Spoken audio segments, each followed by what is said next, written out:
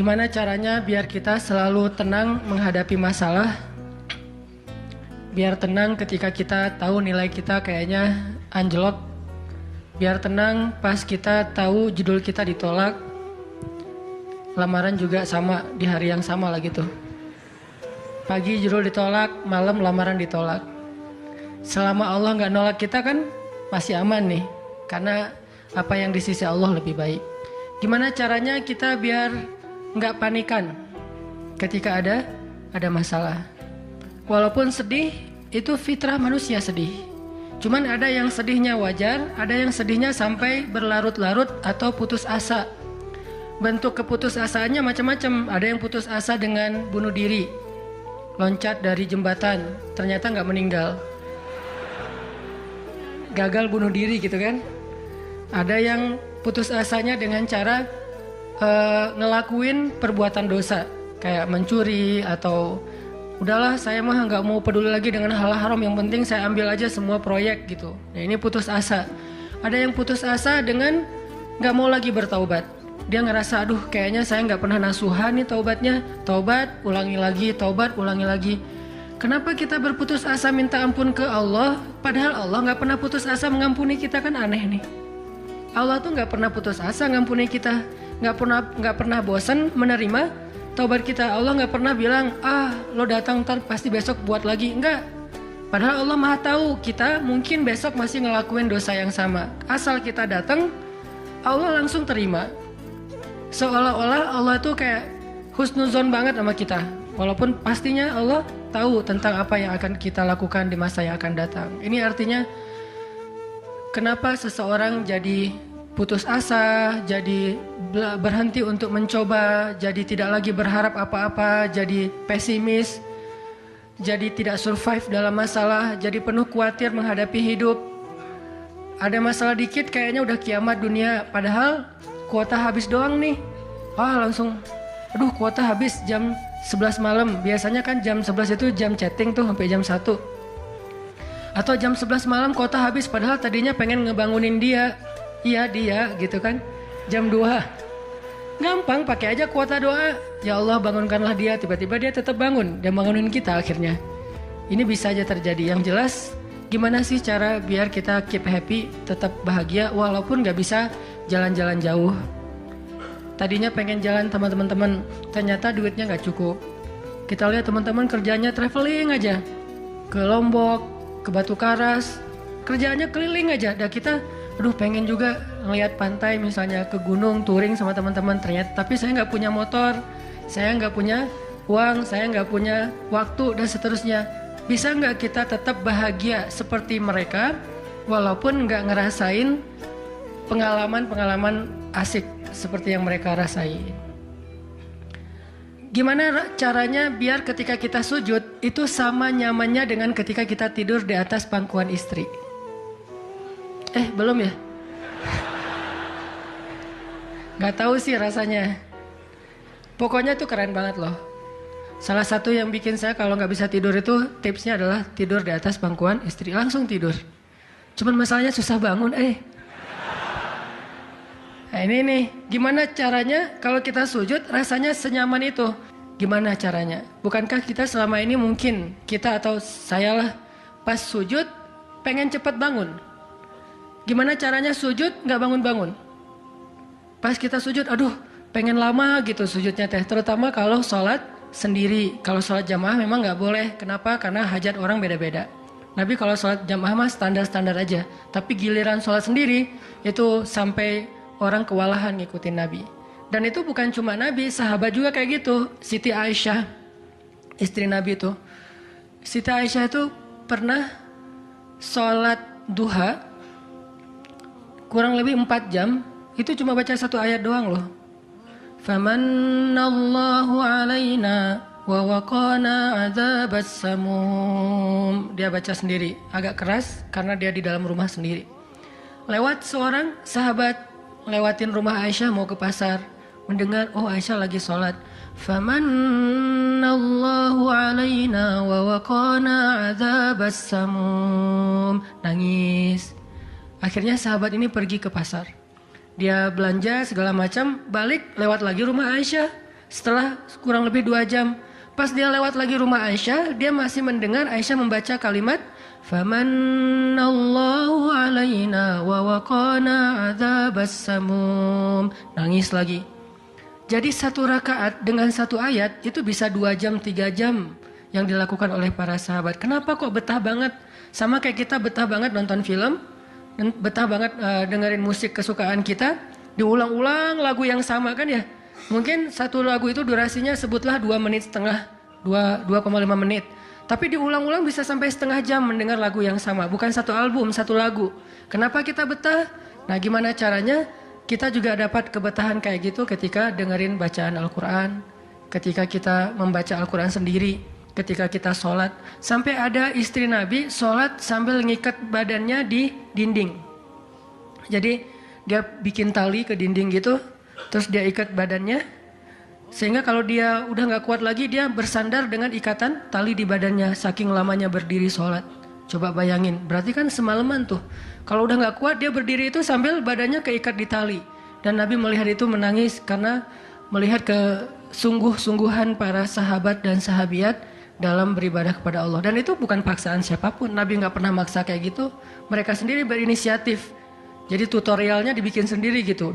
Saya sholat kalau malam-malam kayak gini jadi agak gak kuat, atau saya lagi sakit nih, lagi lemes nih, lagi kurang makan. Ya udah deh, agar tetap bisa berdiri, dia ikat tali, dia ikat ke badannya, terus berdirinya kayak orang-orang setengah sadar gitu. Nah, ini menunjukkan ada kenikmatan yang luar biasa yang mereka dapetin ketika mereka dekat dengan Allah Subhanahu wa taala. Gimana sih caranya biar kita bisa kayak gitu? Gimana caranya kita entertain kita itu adalah zikrullah.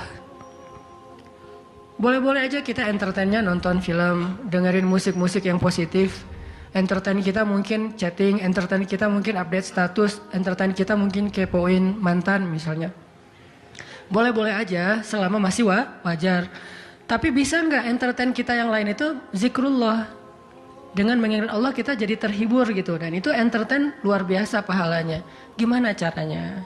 Ini yang kita pengen belajar malam ini, sehingga kita bisa tetap happy walaupun dalam keadaan tadi akhir bulan, dalam keadaan habis diputusin, dalam keadaan ditolak, dalam keadaan bingung, galau, segala macam termasuk habis pulsa. Tetap bisa happy. Pas telepon, pulsa Anda tidak mencukupi. Masya Allah, gitu. Senyum gitu ya. Bukan, mana nih apa panik, biasa aja. Nah, ini kita perlu belajar. Saya juga merasa butuh mempelajari lagi gimana caranya biar bisa ngerasain itu. Dan nasihatnya bukan dari saya. Karena saya juga masih belajar, belum istiqomah amat nih. Tapi nasihatnya dari para ulama yang diambil dari ayat Al-Quran dan hadis-hadis Rasulullah SAW. Nah, sebelumnya coba kita perhatiin dulu kisah tentang ketenangan dengan mengingat Allah tuh kayak gimana. Salah satunya ada di surat At-Taubah yang terkenal. A'udzu billahi minasy syaithanir rajim. Illa tansuruhu faqad nasarahu Allah. إذ أخرجه الذين كفروا ثاني اثنين إذ هما في الغار إذ يقول لصاحبه لا تحزن إن الله معنا فأنزل الله سكينته عليه وأيده بجنود لم تروها وجعل كلمة الذين كفروا السفلى وكلمة الله هي العليا والله عزيز حكيم. Kalau kalian tidak menolongnya, maka sungguh Allah akan menolongnya. Seperti ketika orang-orang kafir mengeluarkan dia dari kota Mekah pada saat dia menjadi salah satu di antara 2 orang yang berdiam di dalam gua, yaitu Gua Thur. Ketika ia berkata kepada sahabatnya, yaitu Abu Bakar, dia di sini siapa? Rasulullah SAW ketika dia berkata kepada sahabatnya, la tahzan innallaha ma'ana, janganlah kamu khawatir, bersedih, takut, itu sama, sesungguhnya Allah bersama kita. Maka Allah Subhanahu wa taala menurunkan rasa ketenangan kepadanya dan menolongnya dengan tentara yang kalian tidak bisa melihat, sehingga Allah menjadikan kalimat orang-orang kafir itu menjadi dikalahkan atau rendah, dan kalimat Allah adalah kalimat yang tinggi, dan Allah Maha Perkasa lagi Maha Bijaksana. Ini kan kata-kata yang paling populer ya, la tahzan innallaha ma'ana. Tips pertama kalau kita pengen bisa lebih tetap tenang, happy ketika kita dalam tekanan adalah kita tuh memang harus punya sahabat yang selalu mengingatkan kita kepada Allah Subhanahu wa taala. Sahabat yang mengingatkan kita kepada Allah. Ini yang terjadi kepada Abu Bakar As-Siddiq. Sekelas Abu Bakar yang imannya sampai ke derajat Siddiq, bukan cuma mukmin loh, Siddiqun. Kan ada mukmin, ada muttaqin, ada Siddiqin. Ini udah derajatnya Siddiq. Arti Siddiq itu udah nggak ada lagi keraguan di hatinya. Udah nggak ada lagi masalah sedikit pun. Ketika orang-orang ragu, Abu Bakar tetap yakin. Salah satu kasusnya pas Nabi pulang Isra Mi'raj. Nabi bilang bahwa saya baru pulang dari Palestina dan baru naik ke langit semalam. Diberitakan ini kepada orang-orang kafir Quraisy, tapi orang-orang kafir Quraisy nggak percaya. Lalu ketika para sahabat-sahabat lain mendengar, mereka kayak ragu-ragu gitu, bener nggak ya, bener nggak ya? Lalu ketika ditanya kepada Abu Bakar, ya Abu Bakar, lihat tuh teman kamu makin gila aja. Emangnya kenapa, kata Abu Bakar? Dia ngaku-ngaku baru pulang dari dari Palestina. Dia ngaku-ngaku baru pulang dari langit. Katanya Isra dan Mi'raj semalaman, dalam waktu 1 malam. Lalu Abu Bakar bertanya, siapa yang bicara kayak gitu? Dia atau kalian? Kata mereka, Muhammad yang ngomong kayak gitu langsung kepada kami. Kata Abu Bakar, kalau Muhammad yang ngomong kayak gitu, maka benar. Dia nggak mau tanya gimana caranya, berapa lama waktunya, kapan, siapa yang membawa dia. Nggak nanya apapun. Kalau Muhammad yang ngomong, maka itu benar. Ini artinya siddiq, nggak banyak tanya, percaya banget. Kalau ayatnya kayak gitu, udah cukup. Kalau hadisnya kayak gitu, udah cukup. Kalau kata ulama kayak gitu, saya ikut. Nggak ada kenapa kayak gini dan seterusnya, nggak. Ini menunjukkan Abu Bakar itu orang yang sangat luar biasa imannya. Tapi dia tetap manusia. Gimana pun imannya udah kuat, mantap, siddiq, ketika ada masalah, sifat dasar manusia itu keluar lagi, yaitu khauf, rasa khawatir, takut. Dan yang luar biasa, khawatir dan takutnya Abu Bakar itu bukan untuk keselamatan diri beliau. Abu Bakar itu khawatir terhadap keselamatan Rasulullah SAW. Jadi bukan keselamatan Abu Bakar. Kalau kita mungkin khawatir terhadap keselamatan diri sendiri nih.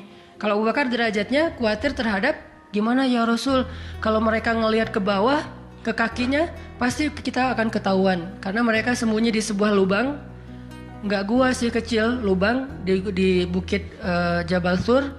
Dan orang-orang kafir Quraisy sudah datang ke lubang itu, berdiri tepat di pintu gua. Kalau mereka ngelihat ke bawah, udah ketahuan tuh, kelihatan Rasulullah sama Abu Bakar. Sehingga Abu Bakar berkata, ya Rasulullah, kalau mereka ngelihat kita sedikit aja ke bawah kaki mereka, mereka akan menemukan kita. Gimana ini ya Rasul? Saya khawatir terhadap keselamatanmu. Apa kata Nabi? Ya Abu Bakar, ma dhannuka bisnain, Allahu salisuhuma. Wahai Abu Bakar, kenapa kamu pikir kita cuma berdua? Allah yang ketiga di antara kita. Baru la tahzan innallaha ma'ana. Jangan khawatir, Allah bersama kita. Kata-kata ini kalau diucapkan oleh orang solih pada waktu yang tepat ketika kita ngalamin satu masalah besar, itu akan luar biasa memberikan efek ketenangan buat kita. Tapi waktu yang tepat. Kalau normal-normal aja kayaknya agak kurang ngaruh nih. Makanya kata-kata kayak gini itu timingnya tuh harus pas. Dan yang mengatakan orang yang memang punya aura kesolehan yang luar biasa. Sekelas Rasulullah kurang apa? Itulah sebabnya kenapa kita harus punya banyak, atau setidaknya kita punya seorang sahabat, seorang teman yang solih, yang sering mengingatkan kita. Minimal istri.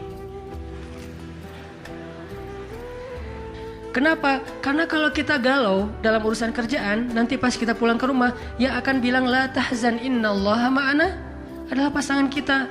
dengan nada yang lembut, dengan senyum yang khas, dengan dekapan yang mungkin penuh kasih sayang, itu benar-benar bisa bikin kita tenang. Gak tahu tenang karena kata-katanya atau dekapannya nih, saya juga bingung. Dua-duanya kali ya. Dia bilang, la tahzan ya azizi. Panggilan buat suami bahasa Arabnya yang lembut tuh azizi. Bukan al-aziz ya, al-aziz mah nama orang. La tahzan ya azizi atau ya habibi atau ya albi. Albi itu artinya jantungku. Jangan dipakai deh, biar saya aja yang pakai itu. La tahzan. Jadi misalnya kayak suami galau tentang kerjaan. Mah, papa lagi galau nih. Kenapa, Pak? Di kantor itu kemarin kita ada tawaran proyek. Cuman proyeknya kayaknya cara untuk ngedapetin proyek itu cara-caranya tuh agak-agak kurang baik gitu. Ada suap segala macam. Tapi itu proyeknya untung besar loh, Mah. Nah, kalau kita nggak suap, kita nggak akan dapat proyek itu. Ini gimana nih, Mah? Diambil nggak? Kan galau nih, udah istikharah belum mantap nih hatinya. Istrinya yang bilang, Papa, Allah yang kasih kita rezeki. Kalau Papa ninggalin sesuatu karena Allah, Allah akan ganti dengan yang lebih baik. Pasti dari booster ya, Mah. Nyontek gitu ya. Nah, kalau dia ngomong kayak gitu kan jadi mantep nih. Kayak saya juga pernah ngerasain lagi kayak sedih gitu, lagi galau karena satu urusan. Istri mengatakan, udah serahin aja sama Allah. Kan jadi mantap kan hatinya. Hal-hal yang kayak gini nih. Kalau belum punya pasangan, temen. Sehingga Nabi mengatakan, Al-mar'u ala dini khalilih. Seseorang itu bergantung loh kepada tingkat kesolehan temennya. Kalau temennya soleh, insya Allah dia akan terjaga oleh teman itu ketika dinasehati, diingatkan. Saya aja ngerasa banget yang kayak gitu.